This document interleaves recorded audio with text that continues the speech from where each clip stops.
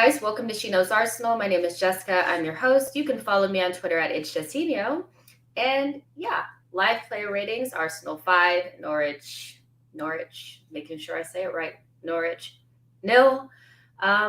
What a great game to enjoy right after Christmas. I think that was exactly how I want to spend like the day after Christmas. I mean, in the group, in our group chat that we have, I have to be honest, I'm probably more pessimistic than anybody else. I never think we're going to win a game. I always think we're on the edge of something happening. I'm traumatized. I need therapy, Arsenal therapy, but that was a relatively straightforward game away from home against a team that you should be beating.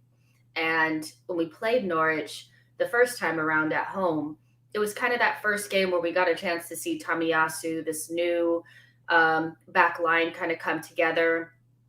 We still had some players out, but it was kind of the beginning of what we're seeing now. And depending on how you view things, we barely scraped a 1-0 versus Norwich. And then so to turn around a couple of months later and to beat them heavily 5-0 away from home, especially with a team that has been criticized for their away form. I think you couldn't ask for more. You really couldn't ask for more. Some of the statistics that are going around now for this young Arsenal team, in particular for Saka, for Odegaard, for Martinelli, for ESR, is just something that I don't know how you can help but get excited for. It's not to say that we're the finished article or there doesn't need to be more players that come in. We all know we're going into a difficult period in January, but if you would have told me, during our first Norwich match that by December, mid-December, right after Christmas, we'd be 3 points off top 3, I would have laughed at you. I mean, it's a good feeling. And so we should enjoy it while we can. The team is playing well. We're in very good form. And this young Arsenal side is showing that it has a little bit of something about it. It's not just the horseshoe of death anymore. We're scoring goals from open play. That was a big thing a couple of weeks ago. We couldn't score from open play. The attack was dead. We didn't have different ways of scoring goals, and now the defense is not only solid, but the attack is starting to really come together. And so, yeah, I think the day after Christmas, this was probably the best possible present that Arsenal could have given me and the Arsenal fan base. So we're going to talk about it. We're going to do our player ratings. But before we get started, make sure that you vote on the community poll for who you thought was the man of the match. I had Odegaard, Saka, and Kieran Tierney up there. If you think it was somebody else, let us know in the chat box. But go ahead and vote in the community poll. And while you're there, like the video. That really helps the channel grow if you guys like the video and subscribe to the channel. Now, let's go ahead and get started. I'm going to bring in Souls. Hey, Souls. Hey, Jess, how you doing? I'm good. I can't complain. And Harry! What's up?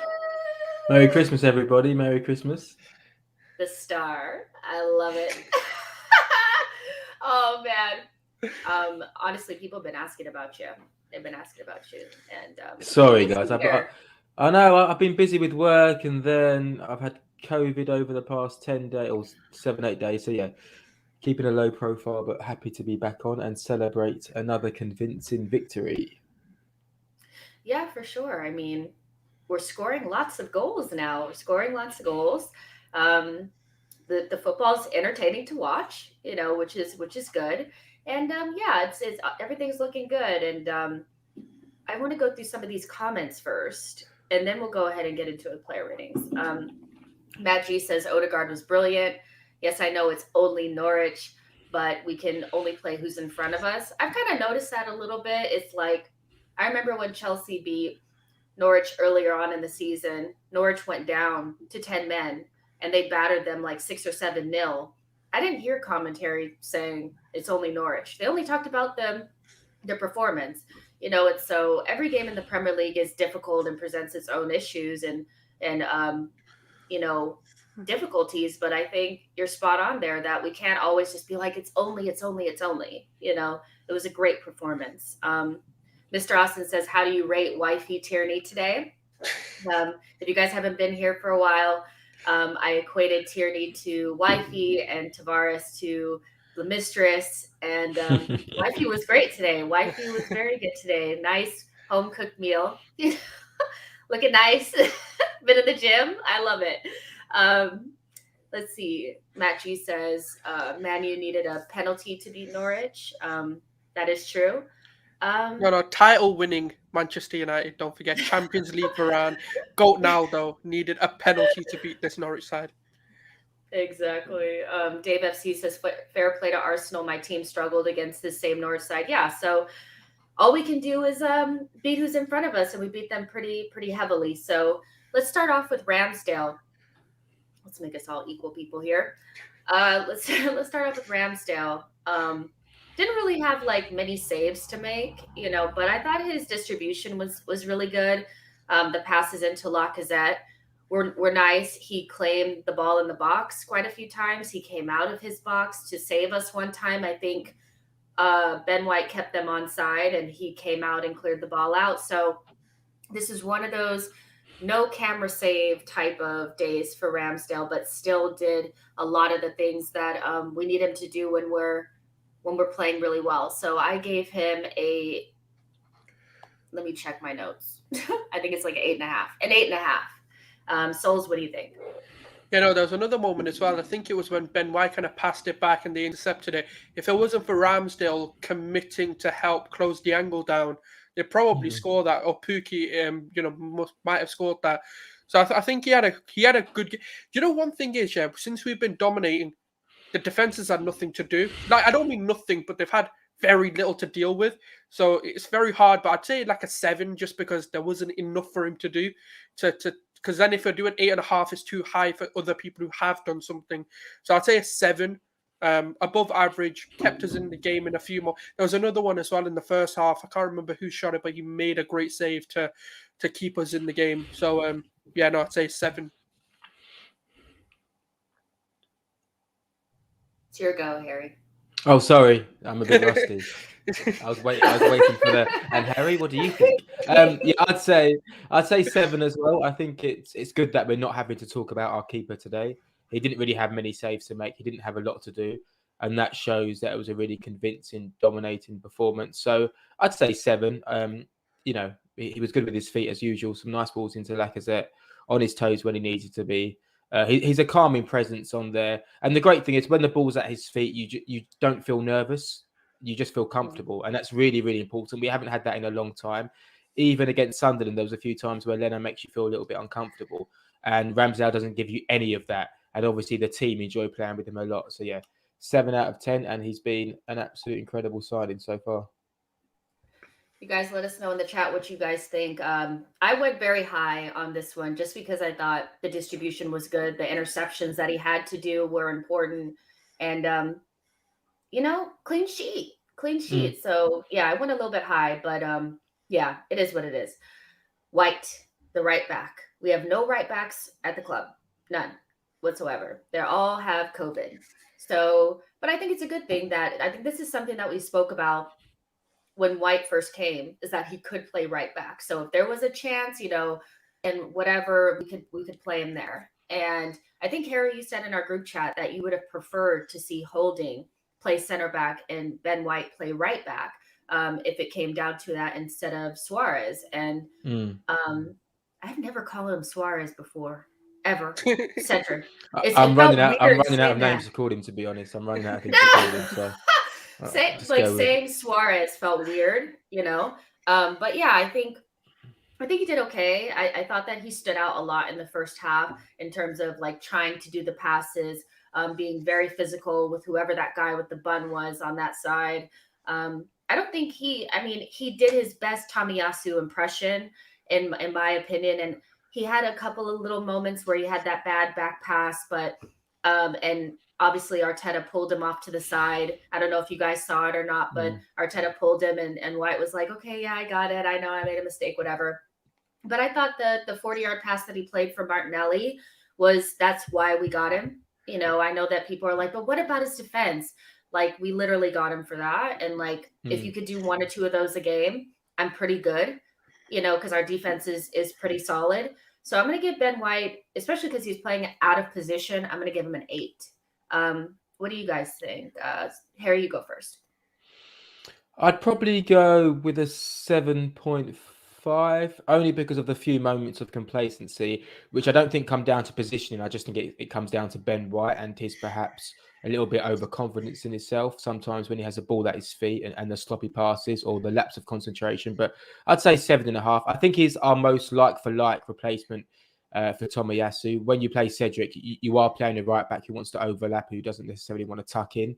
So that would be my preference if Tomiyasu is ever injured. I've got enough confidence in Holding to come and do a job, and shifting Ben White, to the right side of what essentially is almost like a back three. I don't think is a big deal. So I think he dealt with their left winger really, really well, and some, like you say, some really good balls out of the back to Martinelli and some long range switches. So I'd say a 7.5. And like you say, same with Ramsdale, another clean sheet. So we can't fault him too much. And I think for the Wolves game, I'd probably go with the same back four again. So yeah, a 7.5 for Ben White for me. It's a 6 from me. I think I can't give him the same rating or higher than Ramsdale. I just thought Ramsdale was a little bit better when he was called upon. Whereas with Ben White, I think he had a solid performance. It's not that. It's just those little complacencies I have to obviously mark him down on. But, it's his first game for us at right back. So it's a little bit of one of those where you kind of judge him for a new position. But a 6, there's a lot more to come. I think he was trying to drive and be an overlapping right back, but at times, obviously, the way we play is in a sort of a 3 back when we attack, and then obviously it's into a 3-2-5 sort of formation. So no, it was a solid performance. Good signs going into the Wolves game. Just needs to cut those silly back passes, especially as a right back. And yeah, I think that would have been a flawless performance otherwise. But yeah, no, I'd say 6. Let us know what you guys think in the chat. Dave FC did say that he reminds him a lot of David Luiz, and he just does. Like, that's why we got him, and I know that there's there's mistakes that he makes that could be costly. They haven't costed us too much yet. He does have to cut those out, but the passes that he tries, the times where he does defend and he's really confident defending, sometimes he can be unplayable. I'm against Antonio, I thought he just kind of pocketed him quite easily. And I thought today he did some very similar things. He is not Gabriel. They don't defend the same.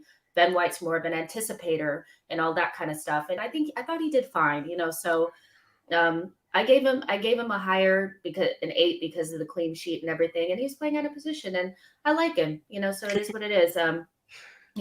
Whatever.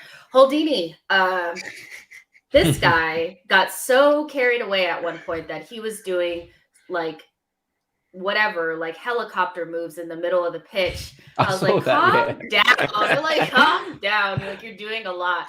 But out of everybody that we have in terms of, it's not a lot, but I mean, when you talk about like Cedric, Pablo Marie, Holding, Chambers, if you want to put Kolasinac in there, Holding is the only one that looks normal playing with the real team. He's the only one. Like, he's the only one I would trust. He has gotten better since Arteta's been here. He has improved, and he improved last season. And our defense had improved last season, in my opinion. I didn't think that it was like, it didn't show up as much because our offense was not clicking. But I thought out of everybody, he just looked like a better player. And so for me, I thought Holding was he was good. I'm going to give him an 8. I thought solid, good in the air, didn't have much to do, decent on the ball, did his best Ben White, impression that he could do. And he's the only backup that exists beyond Tavares that for me looks relatively similar to the group that plays every week. So an 8 for me for Holding. Harry, what do you have? I'd probably say a 7.5, but I thought he came in and done well. Like you say, a few long balls which weren't on the money. I have seen him play those balls before, but obviously they're not as consistent as Ben White. He has it in his locker, but not the ability to do it consistently. But he dealt with Pookie relatively well. There was a few times when Pookie was quite close to him, closing him down. He dealt with the ball. I think for Holding, it's a case of perception, and I've said it many times, but it doesn't look as graceful. But he can manipulate the ball relatively well. He is pretty comfortable with the ball at his feet, but because he's a little bit more stocky and it hasn't got that fluid movement, our eyes don't like it as much, and we're almost easier to dismiss Rob Holding. But he's a decent squad player, and he came in today and did a job. And we've seen him provide us with some incredible performances over the years, FA Cup final matches. So we know he's got those big games in his locker. And he came in today and did a good job against a really poor Norwich side. And I feel more comfortable playing, Holding centre back as I do playing Cedric right back, or even Chambers right back. Or I know people spoke maybe Tavares going right back and Tierney left back, blah, blah, blah. I feel like it's the easiest move to make with Rob Holding. He's a good player. He's a good pro. He gets the club. He understands the manager and how he plays. So, yeah, happy for him to have a few games over the festive period until Tomiyasu comes back. And, yeah, 7.5 out of 10 for me. Yeah, no, it's perfect game for a squad player to come in. It's Norwich. They've been beaten. Obviously, I think Dean Smith's still yet to win a game since he's taken over, and they're yet to win a Boxing Day game in the Premier League. So it's a perfect opportunity to kind of, even if it's resting Tomiyasu because he's had that knock, obviously, against who did we play? Was it Southampton? No, it wasn't Southampton. Was it the last game when Tomiyasu came off, obviously because of that knock? Obviously, we rested him and bringing in Ben White to right back. I think he covered it. He covered Ben White's deficiencies as a right back quite well. I'll give him a 7, clean sheet. There wasn't really anything I sat there and looked at and gone, oh, why did you do that? Other than those passes, but again, you could put that down to rustiness. You can put that down to a lot of different things. And I think overall, it's a confidence boosting performance for me, because I'm like, okay, against teams that don't attack well, such as even Wolves, even though Wolves can attack, they don't really score goals. So it gives me confidence that actually, if you come in against Wolves, I'm not going to be too upset. You're not going to make a fool of yourself. But against Man City, I've got a bit of PTSDs. But on today's performance, very solid. And he's heading the ball, which is phenomenal. Like, that's one of the critics I had of him, because Jota, Sterling, PTSDs are coming back. But he's doing well since he's come back and his hair transplants happened. It's like his powers have come back. So well done to him. Now 7, solid performance, nothing to complain about there. Yeah, for sure. I mean, what could you? I mean, some of it just, what do you expect from him? I don't expect him to be this guy, like, so for me, I thought he was fine. And yeah, I don't really have much to complain about. Blaze asked me, do I think that Holding is a better player than Marie? Do you know me? Like, I think Papa Marie is abysmal. And I think if you guys think that Holding is a championship level player, then what do you think Pablo Marie is? Because he damn sure ain't no EPL player. Okay, seeing him on the bench for me was like, like absolutely not. Jose Flores says, I'm happy when Holding has a good game. The guy gets some hate that I don't think is needed, almost always does the job. And yeah, if we don't have to see him a lot, for me, it's not like that deep, so he did what he was supposed to do. We don't have high expectations, but I stand by what I said. I just, out of all of the guys that are backups, he's the only one that I feel comfortable coming out there, but that's just me. There's about 175 of you guys watching. Make sure you like the video and subscribe to the channel. Souls, I'll start with you with Gabrielle. Ooh, one of his more quieter performances, I will say, but there were moments where that captaincy leadership side of Gabriel came out, especially You're pushing it now. That captaincy. Oh yeah, it's coming out. Yeah, it's coming out. The leadership, the leader. No, it was really the moment when I think what's his name, Pascal, whatever it is, that player had that little confrontation with Ben White, and the way that I felt Gabriel showed what Xhaka should have been doing as a leader. In terms of, you don't go in and fight the player, you go to the referee, you talk to them, and you try and sort of take care of the situation in the most professional way. And I feel like his communication with the refs, he's backing his players, but he's not getting into a fight with the other team and not risking himself getting booked. So that really was an eye-opening moment, that his communication, his leadership is really becoming vital to the way that we're winning free kicks, and we're getting, I wouldn't say protection from the ref, but we're getting more given to us. And that they're little signs of, even though he had a quiet game, he did nothing wrong. There wasn't really anything you point at and go, oh, there was that moment, I think Pookie was pressing him and he did a bit too much. But, again, 7, a solid performance, clean sheet. Again, nothing to complain about.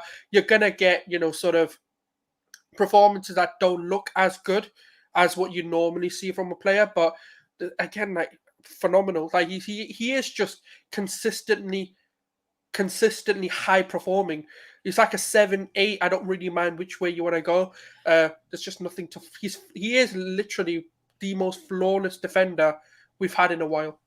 Ooh, let me knock on wood. You're doing a lot. Yeah, I've got wood here. You're doing a lot. I'm like, no, but I hear you. I think, Harry, I'll let you go. But the one thing I do want to say is that, like, he's moved into the Tierney camp for me, where Tierney kind of puts him between 7s and 8s every single game. 7 and 8, 7 and 8. Gabriel's gotten there, and like, that's a very unique club to be in, because we've never really, for a while, it was just Tierney and Saka. That was it, and so he's entering that elite group of Arsenal players that we can count on day in and day out. But Harry, what's your rating for Mr. Gabriel? Yeah, I'd say an 8 as well. I thought he had to kind of lead from the back in terms of possession a little bit more, because Ben White wasn't next to him. So there was a lot of times that Ramsdale, gave Gabriel the ball in some uncompromising positions, because I don't think he necessarily wanted to give it to Holding. And I thought Gabriel dealt with those moments really, really well. I mean, I suppose I'm not going to say critical of Gabriel, but in the summer when we were doing our season reviews, I was like, well, I think he was okay last season. I wasn't as amped up as everyone else was, but this season he's been brilliant, and he's really shown his leadership, and he's improved on the ball tremendously as well. I think when he picks his battles and when he goes to engage, he does it at the right times and doesn't leave himself exposed to being turned or to being spun or to getting silly yellow cards. So I'll give him an 8 out of 10, but I must say I think he's been absolutely brilliant recently, and really, really lucky to have him in the team. Okay. I'm going to give Gabriel an 8.5. It's that tweet you put out earlier. It is. Always. But was that about Odegaard? That was. Yeah. But Odegaard is making me hard. It was meant to rhyme. It wasn't meant to be like that. Yeah, I get it. Yeah, he was. I mean, listen, he said hashtag bars. Hashtag bars. He was. Hashtag bars. But I think I just gave him the extra half just because I just love him so much. Gabriel, the reason why I have such an agenda against Pablo Mari is not because of how bad he is, but because there were actually people in the fan base who thought that Pablo Mari was better than Gabriel. And I was like, Gabriel's worst and Pablo Mari's best. Gabriel still edges it. Like, he's only 24 years old, just turned 24. Tons of, he has a higher ceiling, than Pablo Mari by far. Like, it's obvious. And he's just showing his improvement. I mean, on the ball, I think you guys are spot on that, like, the reason why he had to take the lead in possession was because it was Holding and not White. And I think he did an okay job at that. He had some little errant passes, but again, nobody's going to be perfect unless you're sideways and backwards every single time you pass the ball. So some of the more difficult balls, they'll always get through. And but defensively, he's very solid. He knows how to win fouls. I like that about him. He knows when he goes out wide that he needs to be damn near perfect. He rarely gets beat down the line. He doesn't come out of position. He's usually not the one holding people onside. Usually that's White or Tomiyasu. He's usually the one holding the line the best. And so for me, I just think Gabriel is our leader, like everybody's saying. So I'm going to give him an 8.5. And I love the guy. I really do. He's doing so well. And again, I think that little bit of like tutoring, if that's what you want to call it, that he was getting from David Luiz last season, I think that's going very underrated. Like, I think that's very underrated. David Luiz may have been a clown sometimes, but I think Gabriel playing with him has helped him. Like, I really do. So those are going to be our player ratings for Gabriel. We gave him 8.5, a 7, and an 8. You guys let us know what you think. Do you think that he is the best option for captain? You know, do you see him as the leader? Do you think it needs to be somebody else? Let us know. When you Who's make next? a judgment, you have to think who can beat Gabriel. At the moment, I don't see anyone winning in a fight against Gabriel, so automatically he becomes captain. That's how I see it. Like Street Kolasinac. Fighter. Yeah, but he's going in Kolasinac. it, so no, that'd be a good fight actually. That could be like the finale. Like, Yeah. No, I hear that. Let's talk about Tierney. I thought he was good. You know, his usual Tierney self. Defensively solid. Knows when to kick it long. Knows when to calm the game down and pass it. I thought. I don't know if his cutbacks earlier on in what. what a goal! Yes, Chelsea are down. Oh yes. I think that took a deflection though, but if it didn't, that was like Masuaku versus Mendy type. What a goal! But anyways, yeah, let's carry on. So Sorry. I am in the middle of my Yeah, so take. this isn't Sorry, Sky but Sports it News. was just This the isn't way the Sky goal Sports went News where we in. just go to I, a guy pitch I'm side to in the give us a score middle. update. But yeah, I think that Tierney was good. I don't know if his cutbacks were being missed or if they weren't good. Sometimes you can't tell, but he scored a goal and like it was the shit. Like I loved it. Like his Great little finish. celebration and stuff. He's great. And so I think he just edged Gabriel and Ramsdale in terms of, for me, the better players in the back line today.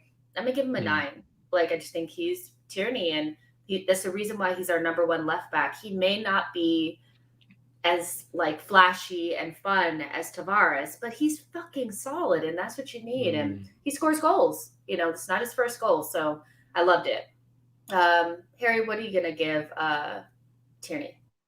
Yeah, I feel like if a few of those cutbacks met their man, then you're probably looking at a 10 out of 10 performance because he was always found in acres of space over the left wing position when Erdegaard was slipping through. So great energy from him, great runs from him, really, really good finish. I feel like many players would have tried to lace that, but he kind of side-footed that into the net away from the keeper.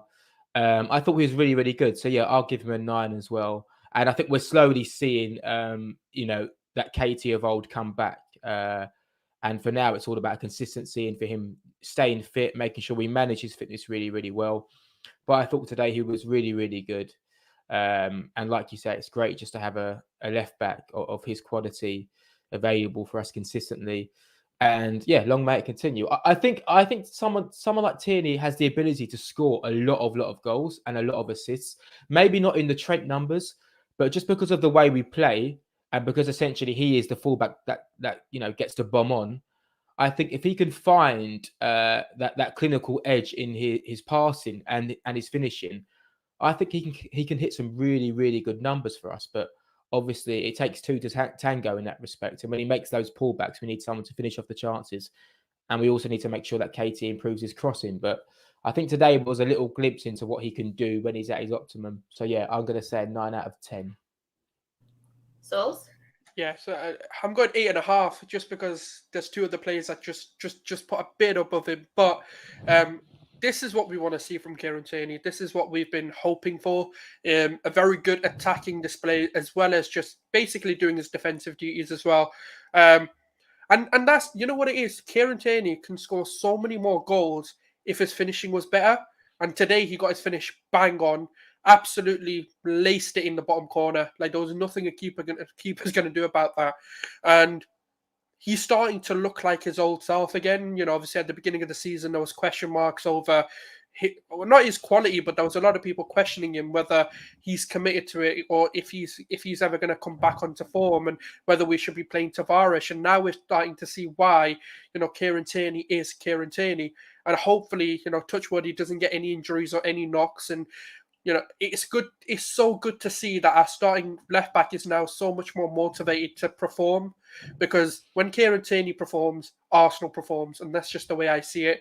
And a brilliant goal, brilliant game from him overall. Just unlucky not to get an assist because there was some moments and some balls he played in that I was like, someone could get him to the end of this. So, no, it's fantastic signs. I hope it continues, and we're definitely going to need this form going into Wolves, going into City, even if he's rested, but we're definitely going to need him against City playing like this, especially because we don't have Tom Yossi on the other side. So, it's a brilliant performance from him. Matt G was kind of asking what we were like. I was in trying to. I don't know how to pinpoint it, but did Tierney misplace his crosses, or were the attackers in the wrong place? I think it's a little bit of both. I saw a bad cross where I was like, "What the hell was that? Why did he do that?" But then there was like a cutback that was like perfect, but like Giroud time would be runs. cooking. If we had Giroud still, he would love Kieran Tierney. Yeah. That's the issue. We don't have a striker that suits Tierney so much, to not a prolific one anyway, because Lacazette's headers are just woeful. There was a header that he should have scored. Saka put in a perfect cross for him, and it went right off his forehead. And sometimes you just need a striker. Haaland or Vlahovic coming in, maybe one of them. I think it's hard with KT because sometimes you're asking, just make sure you put the ball in the right area. And I think that comes from like a wide cross. That's all about putting the ball in the right area. When you take on the fullback, you drop a shoulder, you get half a yard and you whip it in. That's very much about making sure you put the ball in the money zone, the 6-yard area. When you're talking about Kieran Tierney pullbacks inside their 18-yard box, that's when you're saying, right, you really need to be able to pick out a man here. You need to look where everyone is running and make sure you find that player. And there were a few times in the second half when he got into really good positions and the pullback didn't meet that man. And I'd probably say that falls more on Tierney than it does the receiver. But either way, it's not a massive problem to fix. But I think it's great that he's getting in those positions, and hopefully it will all start to click soon. Also, Chelsea just got a penalty, so there goes that. Let's see. So let's move on to Granite. Let's go into the midfield. I think Xhaka was good, but he always has these moments where I'm like, are we going to have to take you out? Like, I know that Norwich were being like annoying, but it's Norwich. And it was Leeds last time, right? This thing, he just loses it just ever so slightly. The commentary was like, when in doubt, just book Xhaka. His reputation is so bad that everybody just assumes that he's going to get a card. And so I was really worried about him at a certain point. But I think he had some errant passes in the first couple of minutes. I don't think him and Tierney were on the same page in terms of should Tierney be up further up or should the angle be a little bit deeper. Other than that, I think it was a solid performance from Xhaka. I'm not going to ding him too much. I gave him a 7.5, and I took the half away because he was doing that thing again where we're under relatively no pressure, and because their fans start getting riled up and they start doing a lot of diving and all of that, he takes it upon himself to get into people's faces, and I'm just like, you can't do that. Like, you can't do that. But otherwise, it was a good performance. Harry, what do you think? Yeah, I'd say you're about right. I think if his passing was perfect, I could almost give the aggression a free pass. But there were a few times when there was just some really off balls, especially to KT, as you mentioned. And yeah, like you say, it's tough, right? Because it's perception, his reputation, which means he can't do things that certain players can do, which almost seems unfair.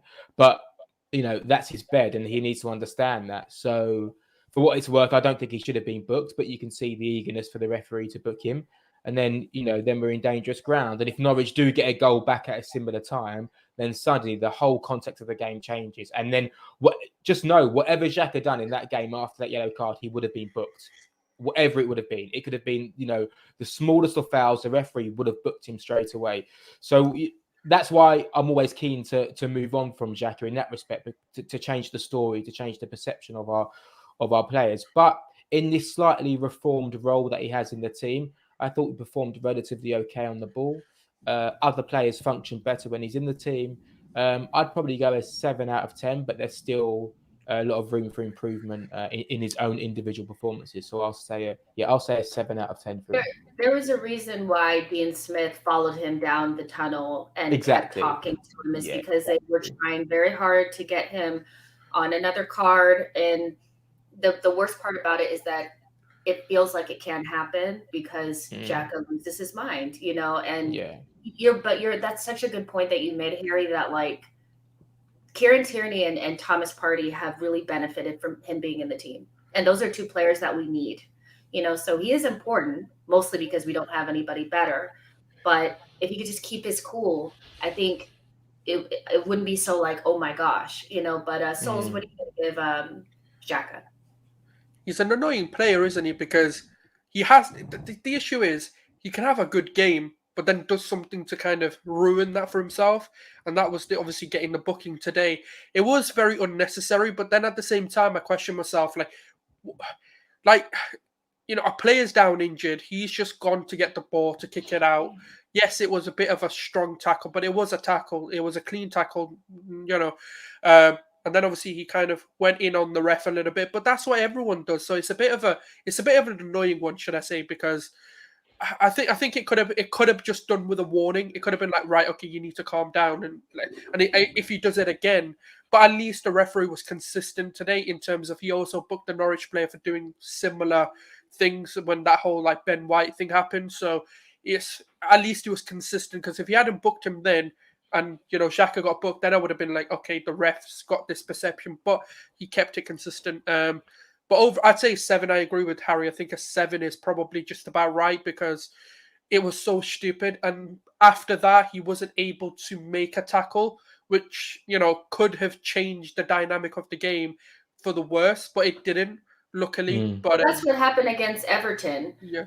He made a kind of silly-ish tackle early and got a yellow card, and then he wasn't able to do one of those just fouls, when they were breaking. And so it's fine margins. It doesn't really hurt you against Norwich because they're really shit, but it's just things that remind me that like it's not so much what he does on the ball that irritates me, it's the other shit. And I just wish that it could go away, but we know it won't. He's 29 years old. It ain't changing, so we just have to hope that he doesn't He's done go this down. 5 times at Arsenal, and he's not changed it. So we just have to accept that he's Xhaka. Yeah, but you know what? I mean, many players have that. Jordan Henderson is that for Liverpool. Højbjerg is that for Spurs. Jack Wilshere was that for us. Jack Wilshere was exactly the same. But some players, can get away with it, and Xhaka can't. So we're not even asking him to be involved. We're asking him, when it comes to those nitty-gritty moments of arguments or of a referee mistake, he has to be like extra passive. Like he has to literally stand miles away from it, because as soon as he goes into it, similar to David Luiz, the ref are just going to pull his card out, and then we've lost the game or we've lost a player. It's like he has to go in the tunnel just so that there's no conspiracy that he got involved. He has to get out of the camera, away from everyone. Yeah, just so he doesn't get booked. It's annoying. Yeah, it really is. But to me, a solid performance from him. Just a little bit of that thing that we all know what that thing is. Let's move on to Thomas Partey. I think this is the first time in a minute that he's looked better than the partner. The last couple of games, you could actually go all the way back to Man United. You could go back that far. You could actually probably go to Newcastle, where Sambi was better than him. If you want to use that type of terminology, Xhaka has been better than him. I thought today was the first day in a long time that I saw a little bit of the Partey that we know peak out.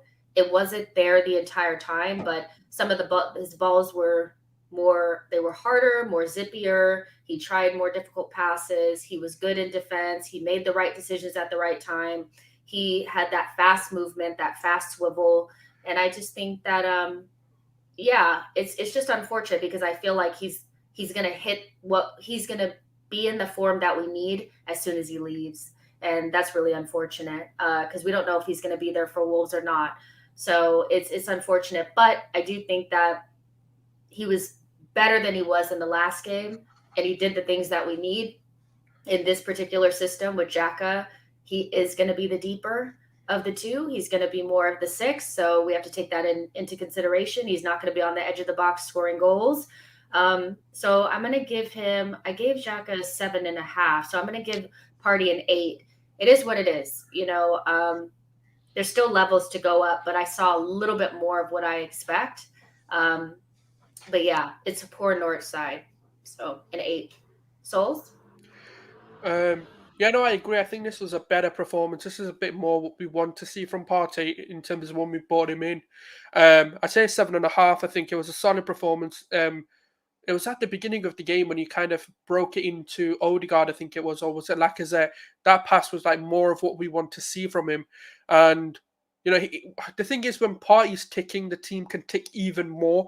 And I felt this game, I mean, it is Norwich, so it's a bit difficult to say, but, I felt more in control. It felt, even though Saka was booked, we still controlled the game and we didn't need Saka to make those tackles, or, if a player ran through, you knew Partey would be fine. Just because of the way he was playing. And, it was a good thing that we bought him off and to give him a rest. But yeah, no, I'd say 7.5. I think Xhaka and Partey were probably similar in performance, but when you're rating a player, you have to consider the booking and you have to consider other factors as well. Hence why, I'd edge it to Partey just because he didn't do anything stupid, whereas Xhaka did. So, but yeah, no, that's the way I've seen it. I think solid performance, reliable performance as well. And that's just the way I've seen it. Harry. Yeah, I'd say a 7.5. I think he's slowly starting to improve. He had, a couple of really bad games where a lot of people were questioning him, including myself. But I think he's slowly finding his groove now, which is great. I would say a 7.5 for me. Yeah, decent performance. I still feel like there's a lot more to come. I think just the expectation I have of him and what I've seen previously. I hope he can find that. But I think him and Xhaka are working really well together. And it's no coincidence that now, once they found their groove, that Odegaard is also flowing, is also cooking. So, yeah, 7.5 for me. All right, let's get to the fun people now. We've arrived to the fun part. I was like, gosh, they're so boring. Let's talk about Odegaard. Let's talk about Odie. That guy. What is he doing? He's cooking. He is cooking. He's found his groove. He's feeling confident. He's looking fit. He's looking sharp. All of those frustrations of him about, hanging on the ball for too long or playing on the right-hand side too much. He's still doing those things, but it's just all working. He's still hanging on the right-hand side quite a lot. He's still holding on to the ball for a while, but he's keeping the ball. He's releasing it when the time is right. He's popping up in the box, and sometimes he's just playing a 5-yard pass where Saka goes on and does the rest, and it's an assist. But it's just feeling good, and all of those things that we wanted from him, he's slowly producing. I think he's been really, really good recently. I'm really, really happy. Similar to Partey, there was a few games where you start to think, wait a minute, this is not happening for him. But now he's found his groove again. And I think if you've got a solid Xhaka and a solid Thomas Partey, they allow Odegaard to perform well. And if Odegaard is performing well, that has an effect, obviously, on Saka and Martinelli and Emil Smith-Rowe. And suddenly it all starts to click. And we see those Rosicky, Gazzola, Wilshere moments of these 1-2 touch around the corners and everyone moving. And you just think, wow, this is where we want to be. Lots of players interchanging positions, Odegaard in the centre, almost pulling all of the strings, orchestrating it all, very similar to Mesut Ozil. So, yeah, obviously got to be calm, but he's doing really, really well. And I hope it can continue. I'm going to say for today, 9. I'd say a 9 out of 10 for Odegaard. Yeah, for sure. I mean, Odegaard for a while was being kind of described as the pre-assist guy. It was like he's the pass before the pass. He doesn't really have the final ball. Blah blah blah. Two assists today. The ball to KT was outrageous, right? The ball to KT was just like lovely, perfectly weighted. His confidence on the ball is getting a lot better. He's a lot sharper. He's starting to look more like the guy that I saw play for Real Sociedad. He had 87% pass accuracy, 75 touches, 23 passes into the final third, 4 possessions won, 3 shots, 2 assists, 2 fouls won. Like, he was very integral in everything that we were doing. And 7 goals, 7 GNA in the Premier League so far. So that's really good, for a player that a lot of people question whether or not had any end product. That was the whole reason why people were upset that we sold Willock, because he had the end product and Odegaard supposedly didn't. And now, I mean, no shade on Willock, but I don't think any of us are like looking at him play for Newcastle and be like, wow, we should have kept that guy. A steal for 30 million, I think, if he can continue to get better. And what he has that Ozil didn't have was the work rate, and so I'm not saying he's on Ozil's level, because we know Ozil was like a magician. We know that. But he does a lot of the similar things, but with the work rate that you need in the Premier League now. So I'm loving him. I really, really am. And he also has leadership abilities, which Ozil didn't have at all. So I'm going to give him a 9.5. I thought that was a damn near perfect performance by Martin Odegaard. What I'd love to see him do is just release the ball a little bit quicker when he's shooting. He telegraphs his shots a lot, and it's like, oh, I can shoot. It's like, just hit it. Saka used to do that a lot, and he's getting a lot better, but relatively flawless. And I would like to see what happens to Odegaard when he's pressed a little bit more. I think in the last couple of games, he's had a lot of space. We'll see what happens against City. I think that's the first time that he'll be pressed very heavily on the ball, but we'll see. 9.5. Souls? Yeah, no, I said it to people to be patient, to give this man time. He will come good for us. And the thing is, it's the issue is a lot of people haven't seen what he can do, and now we're slowly seeing signs of and patches of kind of the passes he can make, that the assists that he can do. Even when he's not scoring, like, because before it was, he's only scoring goals. He hasn't really assisted or helped the team score a goal. And then obviously recently that's what he's doing. So he's got both. Yes, his shots can improve, and his his direct goal contribution, as in a goal, not an assist, can improve, and that's, I think that's a good thing, because even him playing, because in the last sort of, let's say, 4 or 5 games that Odegaard's played, we've said 8 9s and he hasn't scored in them. And that to me just shows, imagine if he can start scoring goals with this performance. Like, we're rating him so highly with how influential he is without scoring a goal. When he adds that to his game, he's going to be near right perfect number 10 that can really elevate his performances. And that's the exciting factor for me, that this isn't it, because he's yet to do assists like this. And let's say, for example, a performance that he had today but adds a goal to it.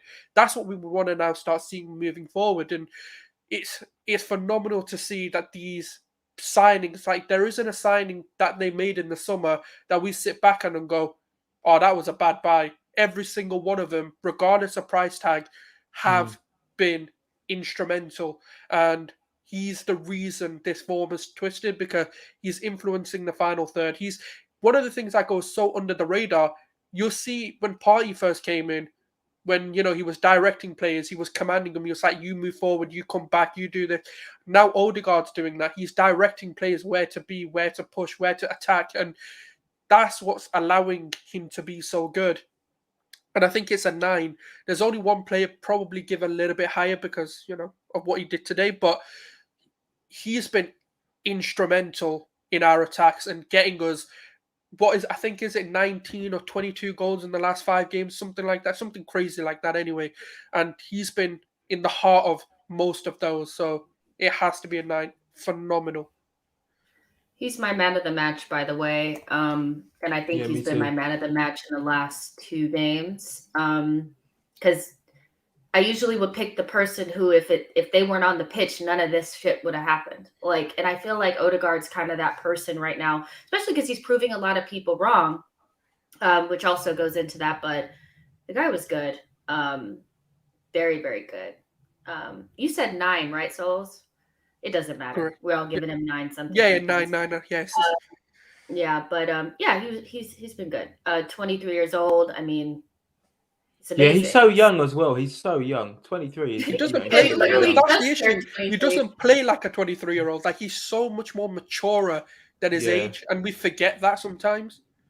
I think we forget about the overall age of our team anyway. When we compare ourselves to teams like Spurs and Man United, our average age of our key players is just so incredibly young. Spurs have got Kane and Son and Moura, who are all in their late 20s, and we've got three of our front 4 who are all under 25. So the great thing about Odegaard is, we don't know what his ceiling is because he's so young, and if he continues to grow and grow and grow, then he can get to that elite level of a Mesut Ozil or whoever it is. He can get to that level because he's so young. But the signs are really, really good. I thought he was brilliant today.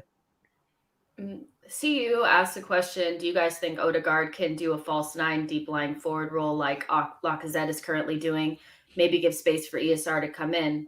Let me say this. I think these are two separate issues. I don't think Odegaard is somebody that we want to see get kicked.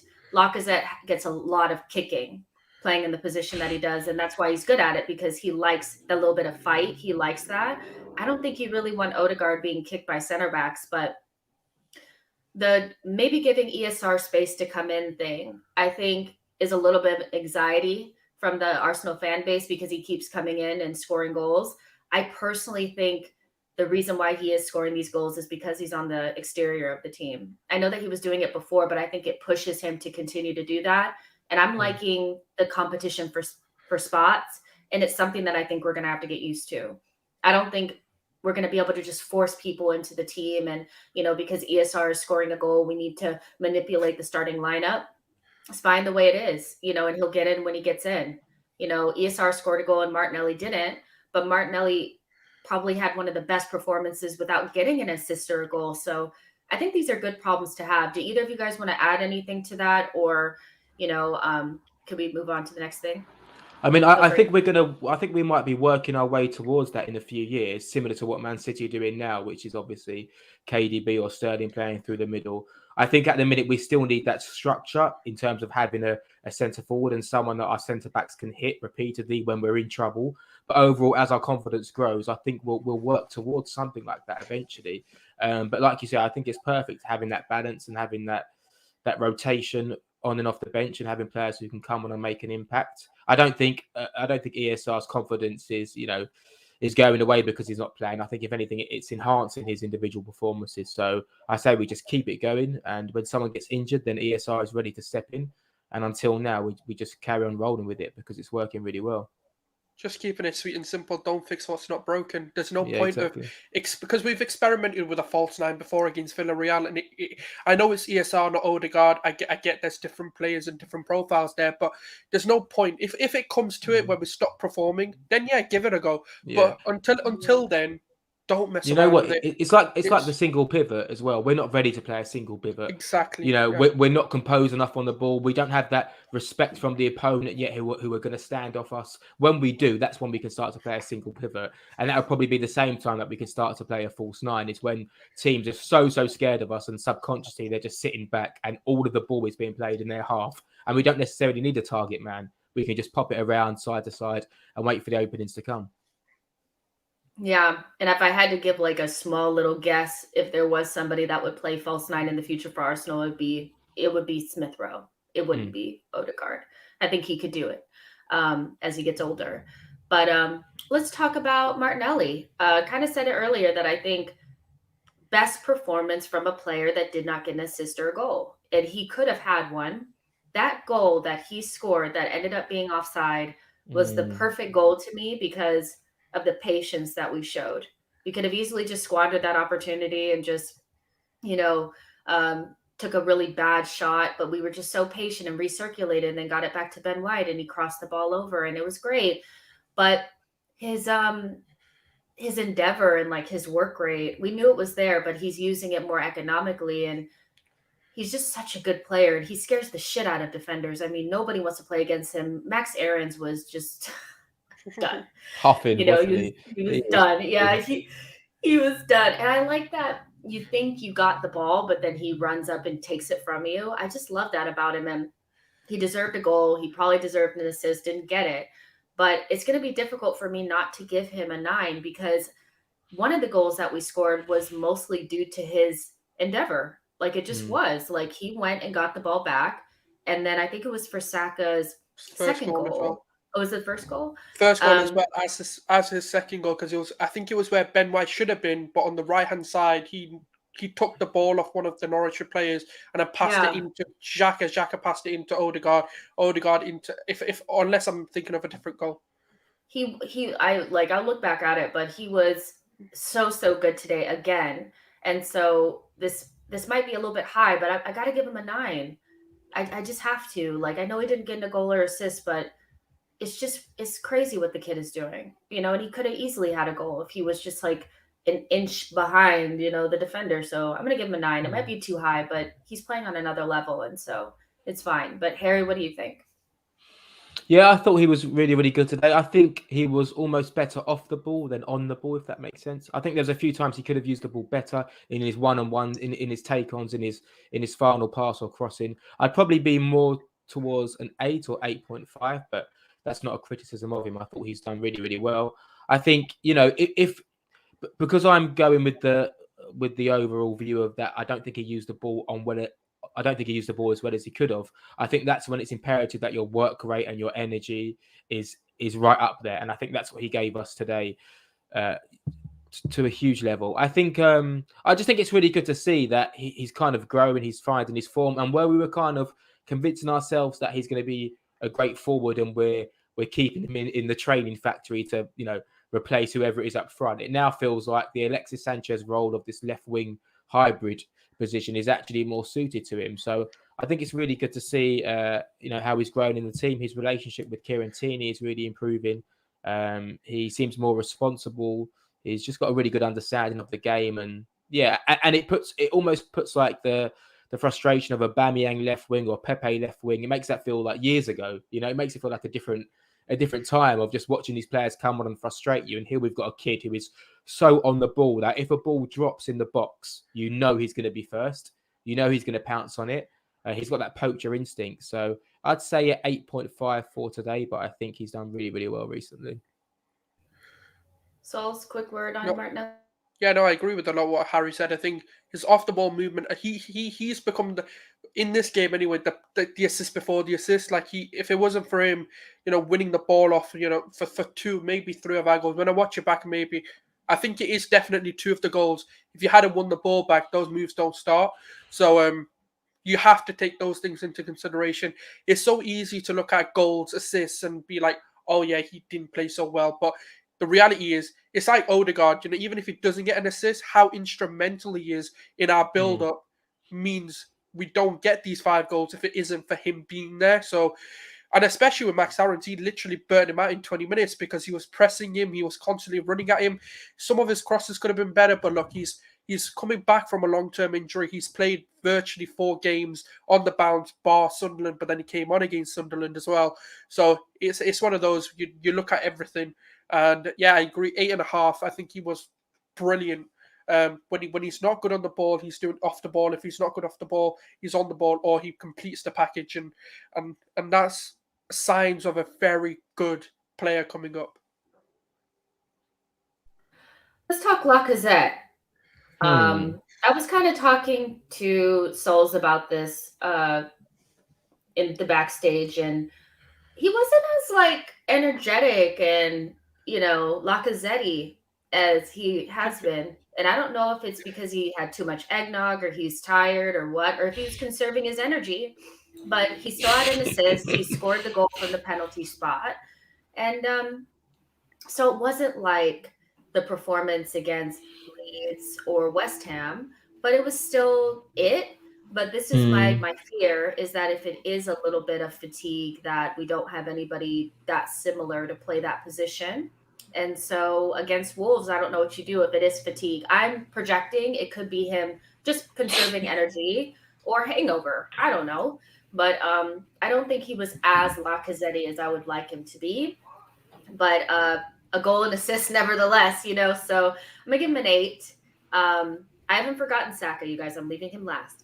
Lacazette, 8, solid, whatever. We'll see what happens against Wolves. But I think we could, nothing really great to say, like anything outstanding, because it wasn't his best performance, but he still got a goal and assist. Souls, you want to go next?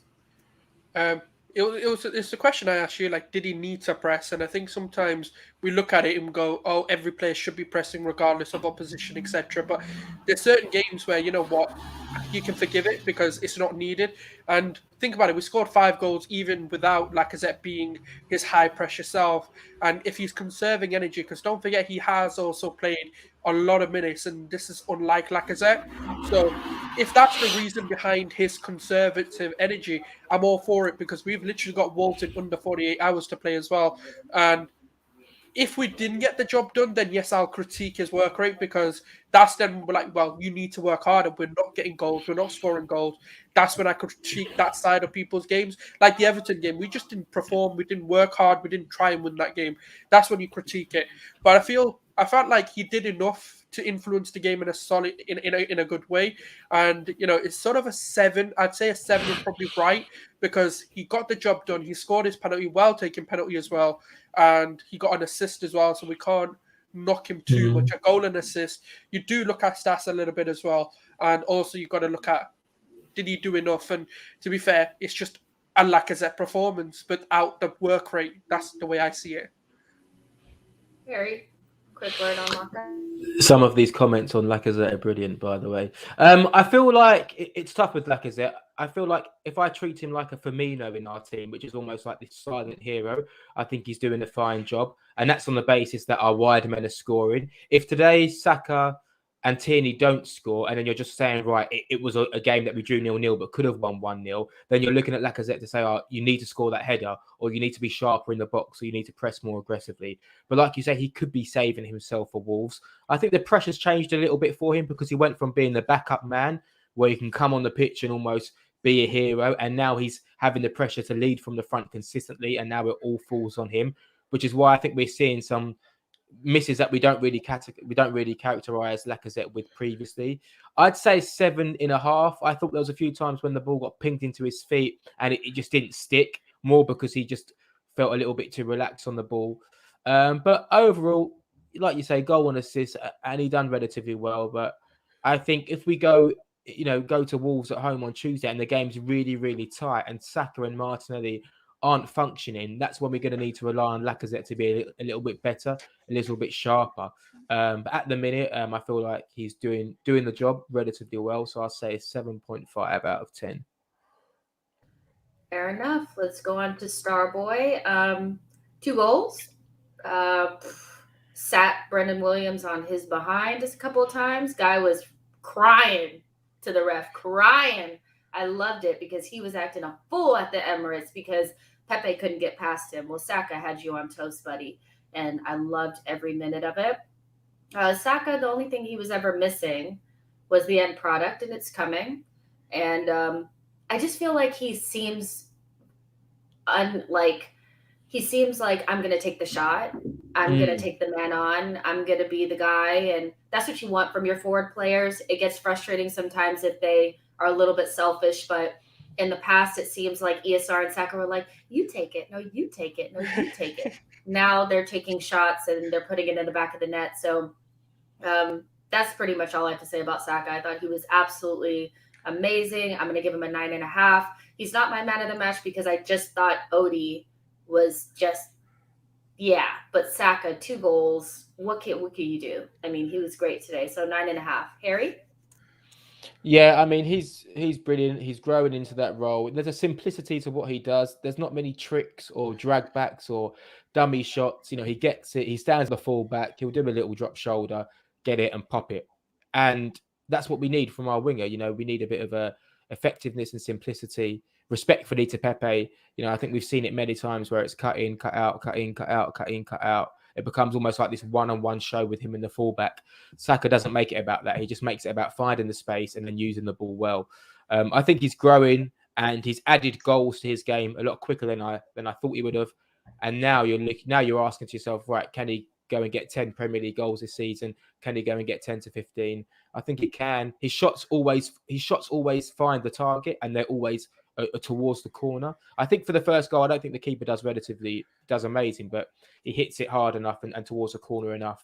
The second goal is a brilliant goal. I think Saka is wonderful. He cost us nothing. He's a lovely boy. He's a nice man. He's young. He's got a great smile. He's a good person. He's got a good family. I love him. I love Saka. I absolutely love him. Well done, Saka. What was your rating? My rating was a 9. I think the same as Ødegaard, but Ødegaard would be my man of the match. Okay, so... Oh, where to begin? That's the real question. I mean, it's a near-eye flawless performance from a winger, especially when he's got a new partner. He didn't seem fazed by Ben White being right back for him. took on well. He was double manned a lot of the time, especially with like obviously Ben White offering Nirai no support in terms of overlaps. But we see that with Tomiyasu anyway, so it's not really an issue of that. But I felt he took his goals phenomenally well, like especially his second goal. You know, the way he just kind of was patient. He cut in, stopped, and then cut back in again, and then shot. He's feeling himself. I feel.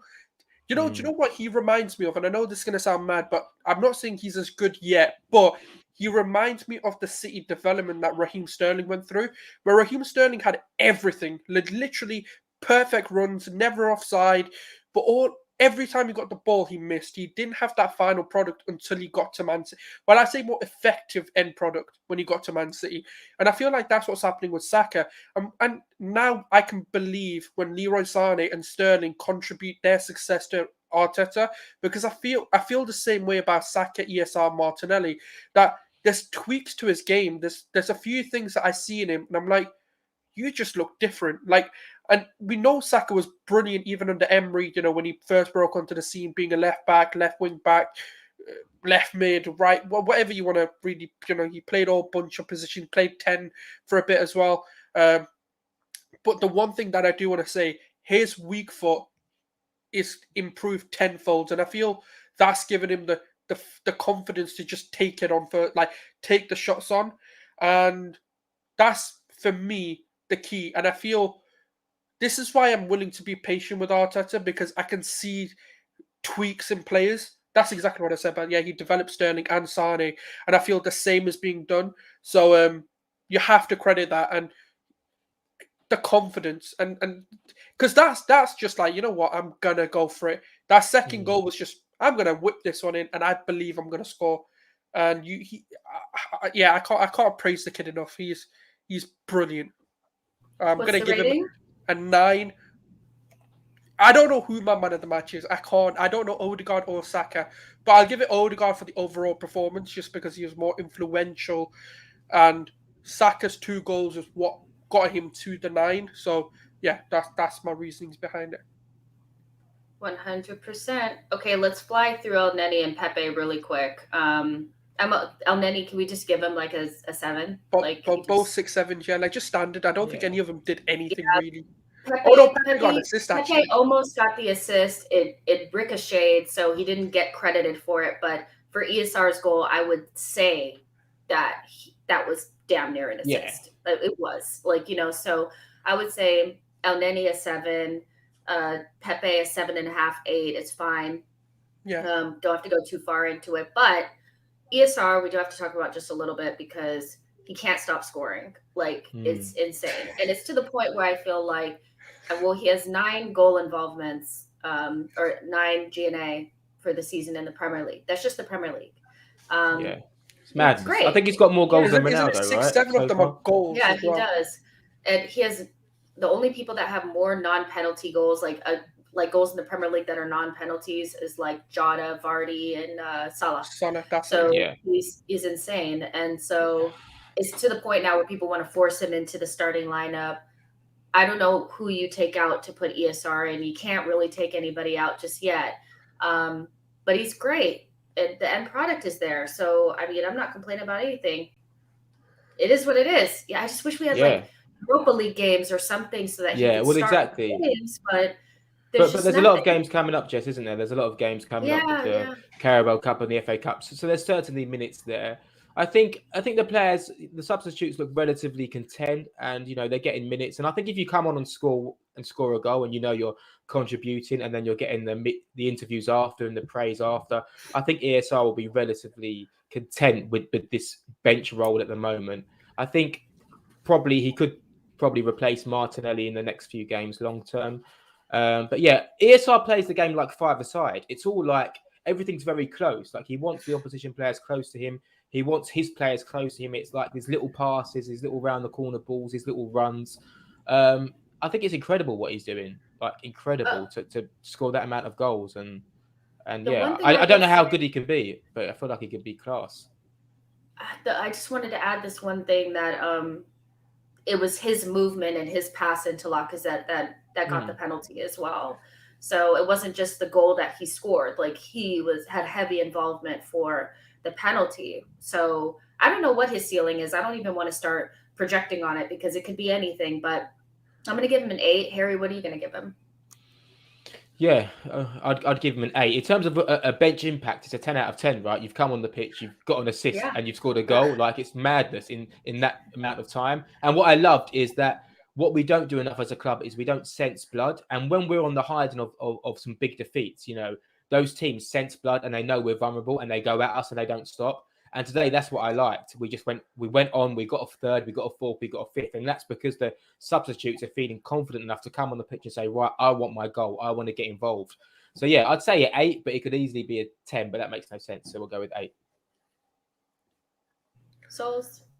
I'm going to judge it as a bench performance. I'm giving it a 10 out of 10 because he's come off again off the bench and scored. He's done his job. He's done more than probably what was expected of him in a 10 minutes that he had, 12 minutes that he had on the pitch. He got a goal and an assist. I don't think there's anything more you can do. That pass to Lacazette to get that penalty was phenomenal.